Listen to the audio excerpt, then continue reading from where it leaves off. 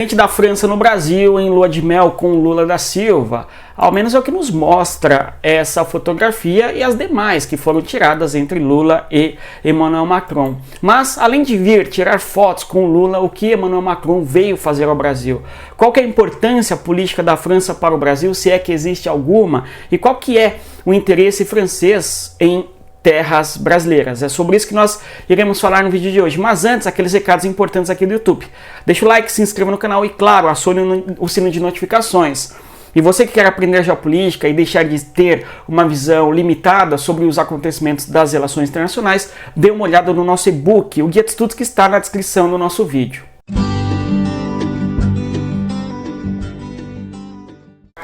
Os movimentos com aquilo pode ser Mikhail Kolezhny não quer nem chegar envolve nisso estabilidade sabe surgiu com nisso mesmo eu uma do minha ação calma na belo né aí sim nenhum vários os movimentos com famosos metalei aqui estilo pode ter se são com o federação construir já tem uma coisa e vamos é uma linha do nosso falou. E se você quer aprender geopolítica de uma maneira muito mais aprofundada e sair das limitações e da falta de compreensão do que ocorre nas relações internacionais, venha para o Território Geopolítico, nosso curso. O link está na descrição do nosso vídeo. Observando aí, acordo Mercosul-União Europeia, não é? Nós temos aqui mais uma foto no mínimo estranha entre os dois governantes, não é? E este acordo, no caso, é difícil nós nos atermos aos debates da geopolítica quando os governantes tiram fotos dessa natureza, né? Vamos combinar aqui. Vamos focar aqui, ó, acordo Mercosul-União Europeia. Este acordo não avançou, nós temos um momento em que a França é o grande pilar contrário, em boa medida, à assinatura do acordo entre o Mercosul e a União Europeia, não é? Sobretudo por causa da resistência que existe junto ao eleitorado francês, em especial o produtor agrícola na Europa, que é contrária à unificação entre os dois mercados econômicos. E mais, eles acusam que o Mercosul, em especial o Brasil, produz bens agrícolas com grande prejuízo para o meio ambiente, não é? Como se esses países não tivessem destruído em boa medida o seu meio ambiente, a sua biodiversidade, enfim, né? Mas tudo bem.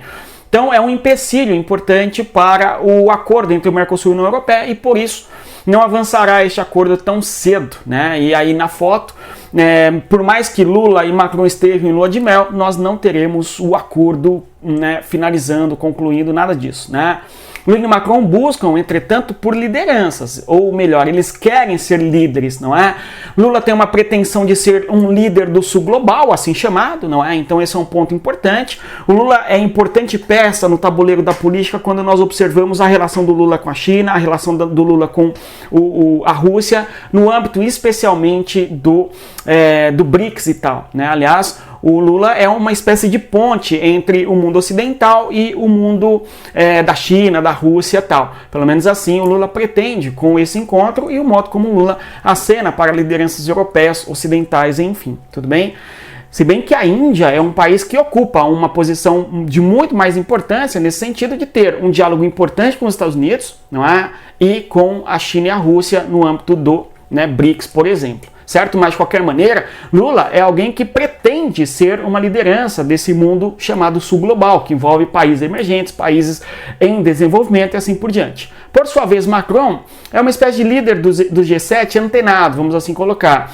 A França vai buscar dialogar com o BRICS, por exemplo, fazendo até uma espécie de pedido para participar da reunião do BRICS do último ano, não é? E, eventualmente, Macron, olhando para o Brasil, vai buscar estender a sua mão para buscar se aproximar, em alguma medida, de um certo diálogo com um país-chave nesse mundo multipolar, que é o Brasil, certo? Então, os dois países estão buscando lideranças ou, de certa maneira, um lugar ao sol nessa disputa geopolítica internacional e Macron quer ter uma liderança no mundo. Ele acena, hora em vez, para o BRICS e, em outros momentos, no âmbito da OTAN, ele diz da possibilidade da França enviar soldados para a frente de batalha na Ucrânia contra a Rússia. Então, a gente vê o Macron buscando, de alguma maneira, estar presente nas decisões da política global, não é? E resta-nos saber até que ponto Lula será usado pelo Macron ou vice-versa nessa busca por serem líderes, ok, de movimentos da política internacional.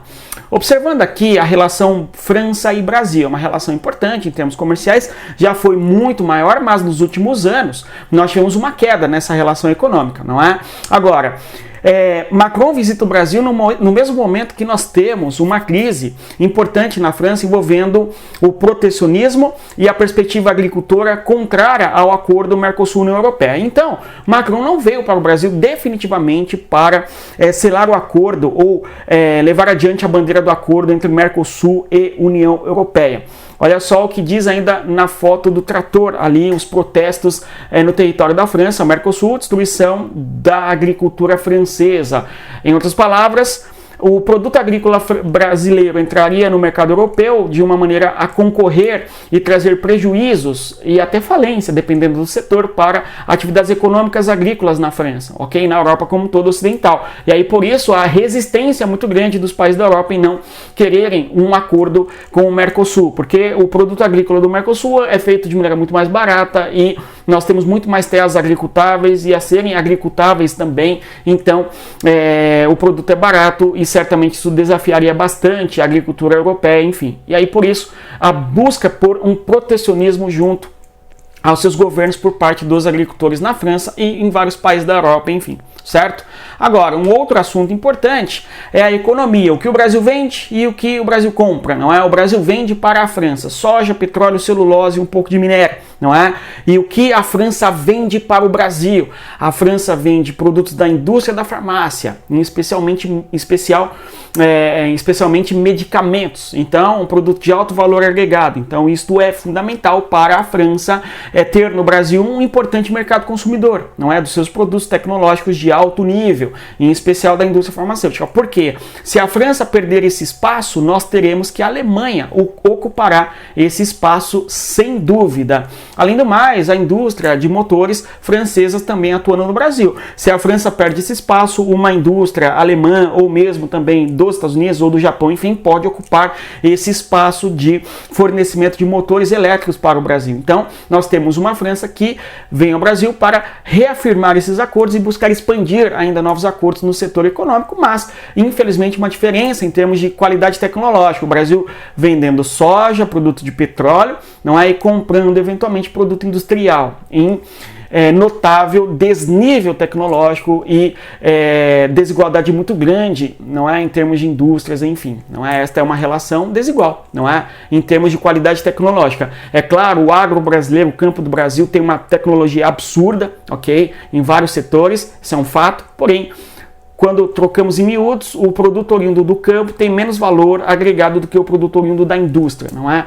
Qualquer pessoa que estuda um pouco de economia sabe muito bem disso. Certo? E aí, por isso, essa discussão de que o Brasil tem uma balança comercial que é até favorável em termos econômicos, mas é desigual em termos de fornecimento tecnológico, certo? Bem, uma outra questão importante é a questão nuclear. A França é muito avançada na questão nuclear, tanto é que tem não somente reatores nucleares importantes, bem como um país que dispõe de artefatos nucleares atômicos, de bombas atômicas, enfim, ok?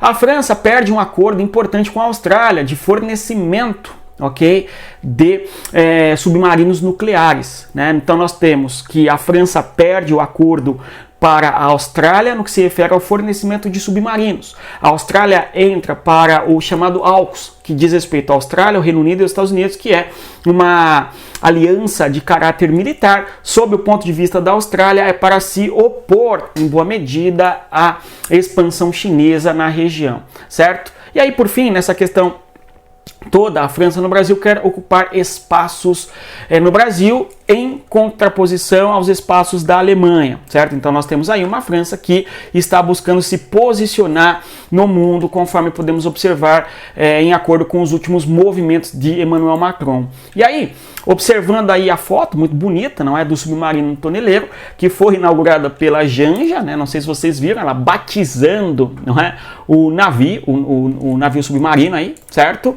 e a foto bem bonita aí, pelo menos essa foto é mais bonita, não é? Vamos combinar que é a bandeira do Brasil no nariz, certo, do submarino, tal, né? Então, tecnologia francesa, produto de alto valor agregado fornecido para o Brasil, né? O Brasil fornece em troca produtos de baixo valor agregado, infelizmente, como é o caso da soja, né?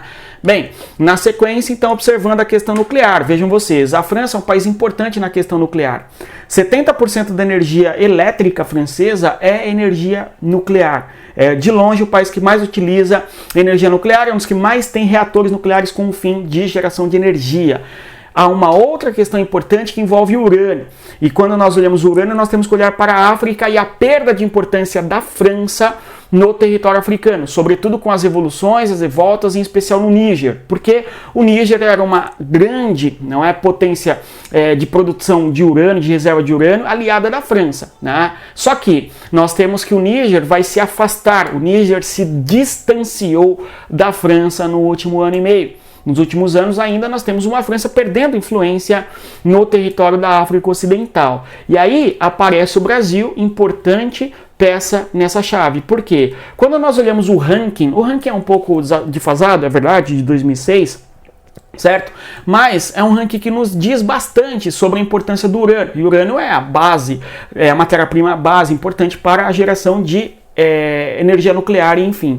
Vejam vocês, as grandes reservas de urânio, não é? Vocês vão encontrá-las na Austrália, certo? Seguido da Rússia e dos Estados Unidos, certo?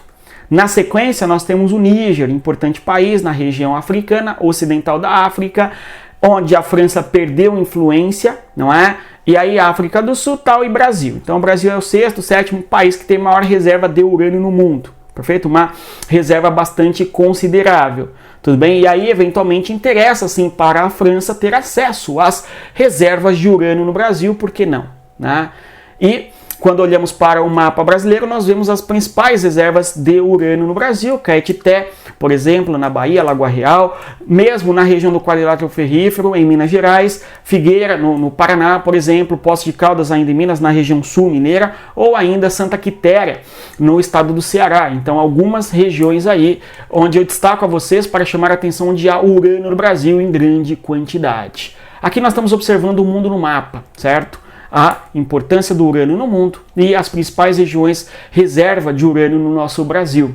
Mas é isso. Se você chegou até aqui, eu reitero, inscreva-se no nosso canal, divulgue o nosso conteúdo para as pessoas que gostam de geopolítica e, claro, acione o sino de notificações, baixe o nosso e-book e bons estudos e não deixem de respeitar a geografia. Até mais. Tchau, pessoal.